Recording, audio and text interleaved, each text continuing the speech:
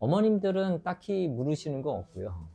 이제 학생들이 이제 자기가 고등학교 1학년, 2학년에 있어서 생기부가 자기가 진학하고자 하는 학과에, 대학의 학과에 어떤 점이 조금 미흡했는지 3학년 1학기 때 생기부 챙겨야 되는 그 심화적인 부분에 대한 상담이 제일 많고, 그 다음에는 이제 내신도 거의 다 끝난 학년이기 때문에 수능 최저를 맞추는데 이제 에, 어, 이렇게 몰입을 해야 되기 때문에 자기가 필요로 하는 전략 과목이 수학이다, 영어다 하면은 거기에 공부 방법론에 대해서 많이 질문을 합니다.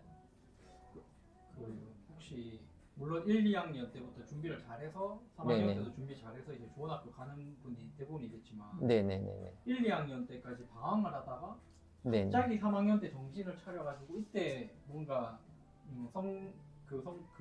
음, 성장을 하기 위해서 오셔가지고 엄청난 네네. 성과를 내신 그런 분이 계시는가요?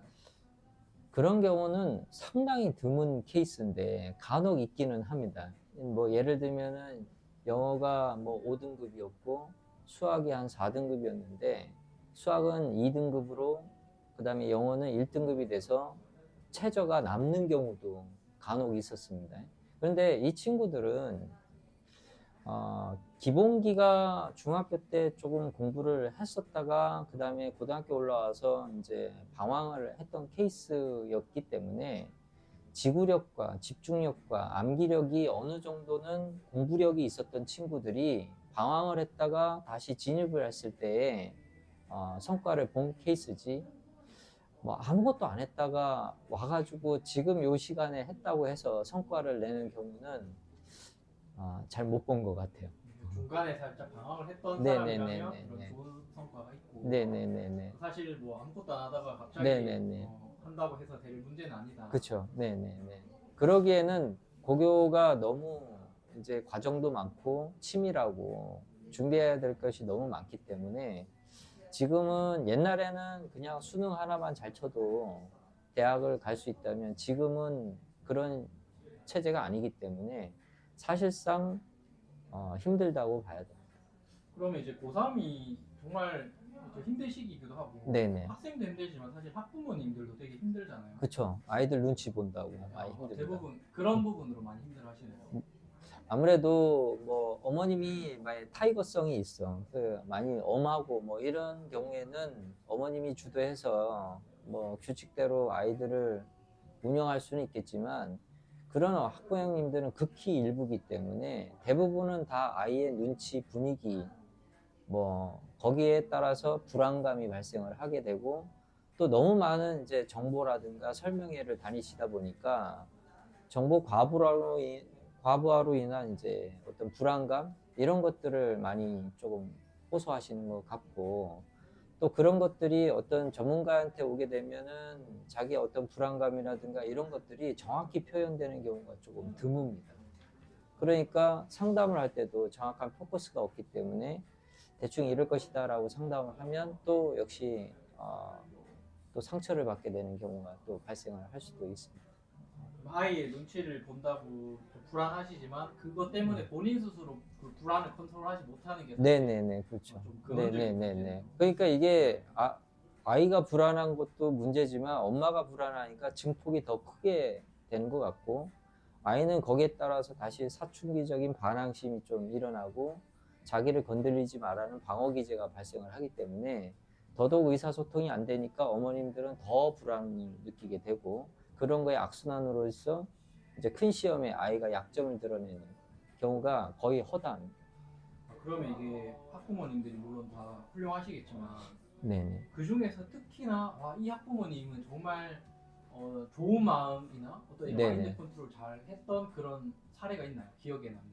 음, 여기는 이제 대학교 교수님이었고 수능 출제위원이셨는데 어, 영어를 출제하셨던 교수님이셨는데 그 딸입니다.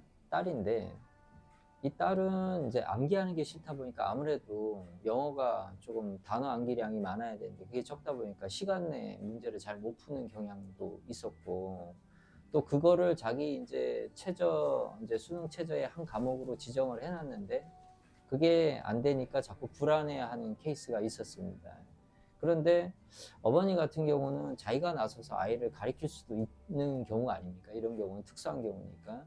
그런데 그 학부형님은 절대로 아이의 공부에 개입을 하지 않으셨어요.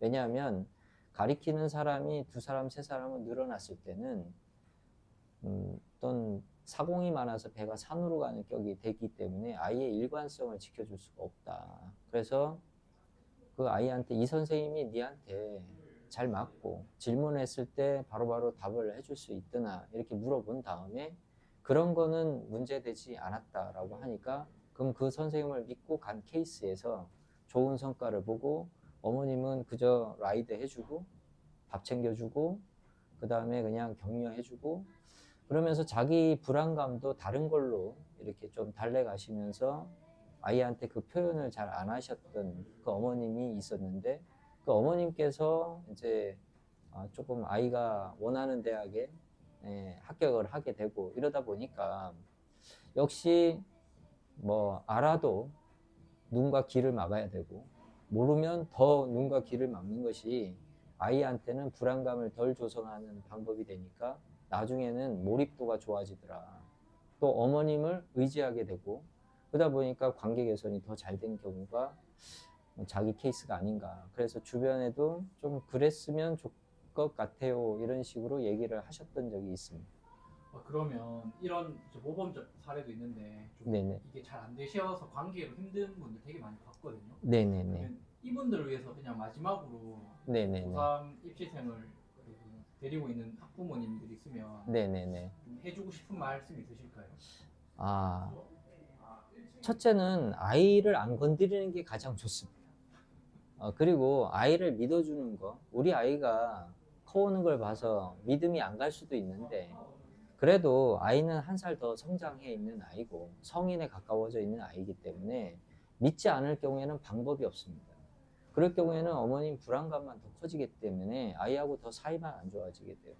아이를 믿고 가되 학원에서 잘 적응할 수 있도록 학원 선생님 말을 조금 귀담아 들어주시고 어머니께서는 뒤에서 하셔야 될 일들이 있습니다. 아이 건강이라든가 식사라든가 영양이라든가 이런 부분에 대해서 조금 더 치중을 하시고 다들 종교가 있으시지는 않겠지만 종교가 있으신 분은 종교에 기이하시는 게 맞을 것 같고 아니신 분들은 이렇게 같이 어울려 다니면서 정보를 교류하기보다는 아무래도 이제 운동이라든가 이런 거 위주로 가는 게 더 맞지 않을까라는 생각이 듭니다. 그럼 이제 실제로 운영도 하시고 이렇게 교육도 하시는데 그것만큼 학부모님들이 불안 지수가 좀 있고 하니까 네. 오시면 약간 심리 상담사처럼 그런 역할도 좀 많이 하시게 될 것 같은데 어떠세요? 하죠. 하는데 결국은 그냥 공감이지 어떤 문제를 해결하는 데 초점을 두지는 않습니다. 그렇다고 해서 공감을 한다고 해서 답은 있는 건 아니지만 그래도 그렇게 해서 자꾸 하루하루를 버티는 게 답이 아닐까 그런 생각을 많이 말씀을 드립니다. 그러면 이제 공감하고 이런 것들이 사실 뭐 누구나 공감할 수 없는데 그만큼 경험도 있으시고 이렇게 네네. 상담을 많이 해보셨기 때문에 잘 네네. 하실 것 같은데 이렇게 상담을 좀 해보려면 어떻게 해야 되나요? 아래 링크로 문의해 주시면 됩니다.